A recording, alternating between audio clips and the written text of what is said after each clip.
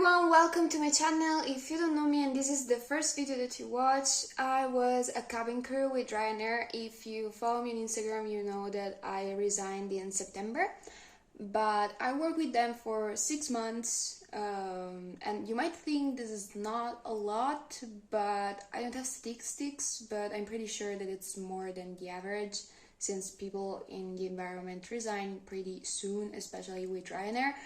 So yes, I worked for 6 months and I know a couple of things, and in the last months you asked me a lot of questions, so I just decided to put all the questions together and try to have a quick Q&A and answer your questions. So let's start. The first question that a lot of you asked is if you have to pay the training course. And no, you do not have to pay the training course.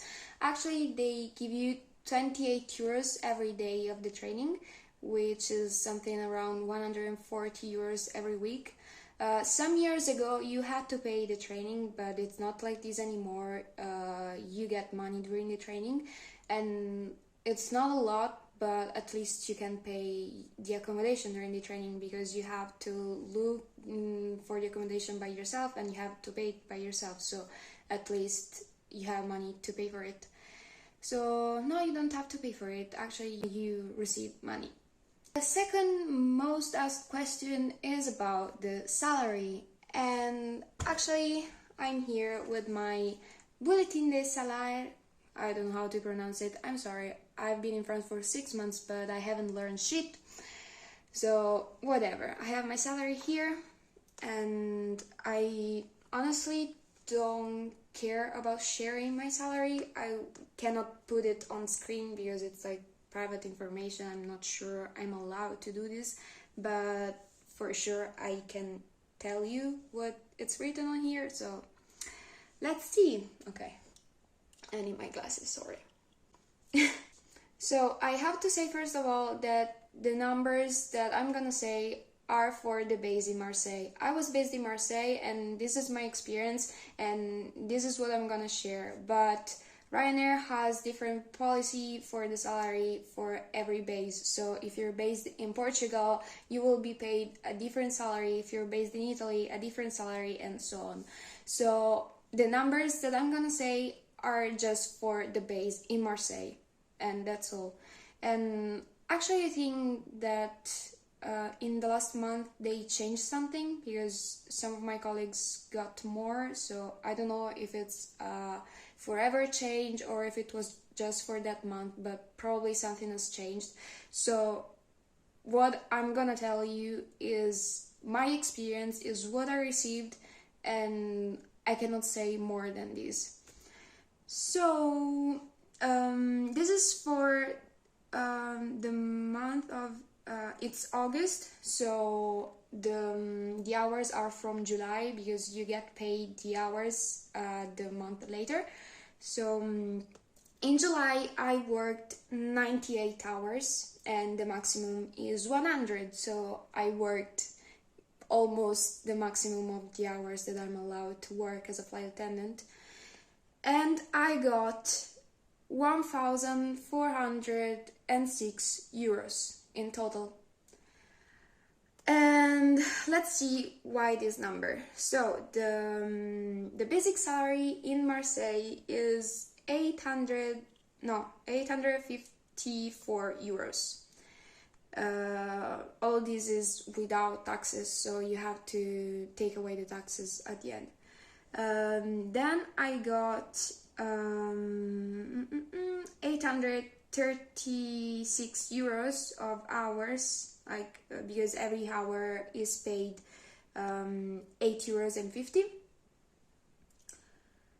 and I got 58 euros of overtime. I also got 109 euros of commissions on the products that we sell on board, and all of this is 1,858 euros without taxes. No, I mean with taxes. And I also got 36 euros and 50 cents of refund of the transport ticket, because I used the bus to go from my accommodation to the airport, and they give you half every month, and the pass was 70 something, so yeah, the half was 36 euros and 50. So all of this at the end is 1,406 euros for 98 hours of flight. But those are only the hours of actual flight. Like when the plane is on the ground, you do not get paid. So I did not work only 98 hours. I worked much more. I think like probably I don't want to say the double, but probably something around there. But you only get paid the actual hours of flight. So yeah. If you ask me, is it worth it for 1,400 euros? I say no, it is not. But it's also true that the French state gives a lot of help, and I didn't get this help because I needed some documents that I didn't even started because it takes so long to have them, and I knew that I was not gonna be there for a long time, so it was not worth it. But if you have the CAF, I think it's called, it's like an help from the state, you get some more money, so it's not that bad. Also, if you have family or like the French state helps you a lot, but if your French is easier, if you come from abroad, you have a lot of paperwork to do, and I did not do that. But anyway, it's not that bad either. Like, I could live with it. It was okay. My rent was 455. So, I mean, it was okay. If you don't have family and it's just yourself, you can live with it, but it's not a lot for sure. Like if you want to be a flight attendant with Ryanair to make money, it's not the way. Like you will not make a lot of money with Ryanair. Sorry, I think I should take away my glasses because there's the ring light. Anyway, so this is my salary. This is what I got in one of the busiest months.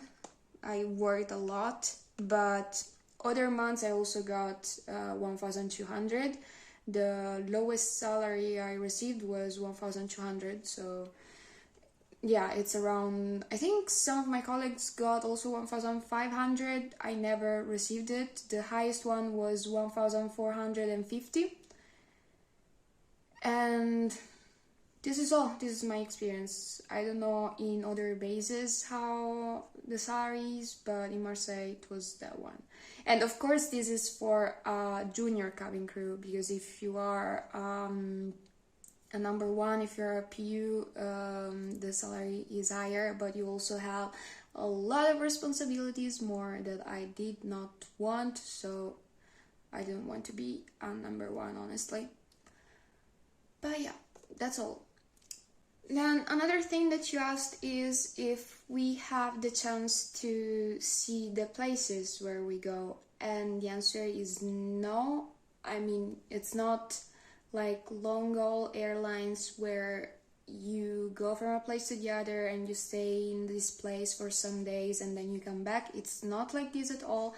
We have just 25 minutes of turnaround, so it means we go to a place, we disembark the passenger, clean the cabin, embark other passengers, and then we leave. So it should be 25 minutes. Sometimes it's a bit more, sometimes a bit less, but the rule is 25 minutes, so you do not stay in the place. So when you work, you do not see the places, but you have discounts on the tickets. So I had the possibility to travel a lot during my days off, because you work 5 days and then you have 3 days off. So it's enough, like the 3 days are enough to see places. And I went to Eindhoven, to London, I went to Turin to watch Eurovision, I went to Ibiza for my birthday, I went back to Bergamo. Like, I did a lot of stuff. It was very nice. I really enjoyed my days off. So yeah, I guess you have the opportunities to see the places, but not when you're working during your days off. Another thing that you asked is if they give transfers easily, and honestly, it depends.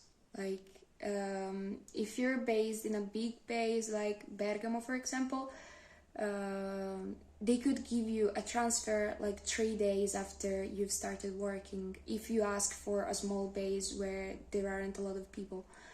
But if you are based in a small base where there are already not enough cabin crew, of course you will never get the transfer. And this is what happened in Marseille. Now more people arrived, so I think also in Marseille they're giving transfers more easily. But when I arrived, like, we were working so much because there was no one there, and they of course were not giving transfers because they don't let you go. So I don't know, it depends where you're based. If you are based in a big base, you have more chances of getting a transfer. Otherwise, you could, but after years, honestly. So I don't know, good luck with that. And I think this video is a bit too long now, so I think I will stop here for now. If you have other questions, let me know in the comments. I hope I don't sound too negative. Like, my experience with Ryanair was positive after all. Like, it was a really nice period of my life and I would do it again. But 6 months were enough. Like, if you want to do this experience, I would not advise you to stay in Ryanair for a long time. Like, get the experience and then go to another company if you like aviation. Otherwise, just take the experience and then do whatever you want, because honestly, Ryanair is useful a lot. You learn a lot, and like, you learn to deal with people, with the most random people, like with crazy people, with every kind of people. So it's really, really useful. So yeah, do this experience if you want to, but don't stay there too long. Bye!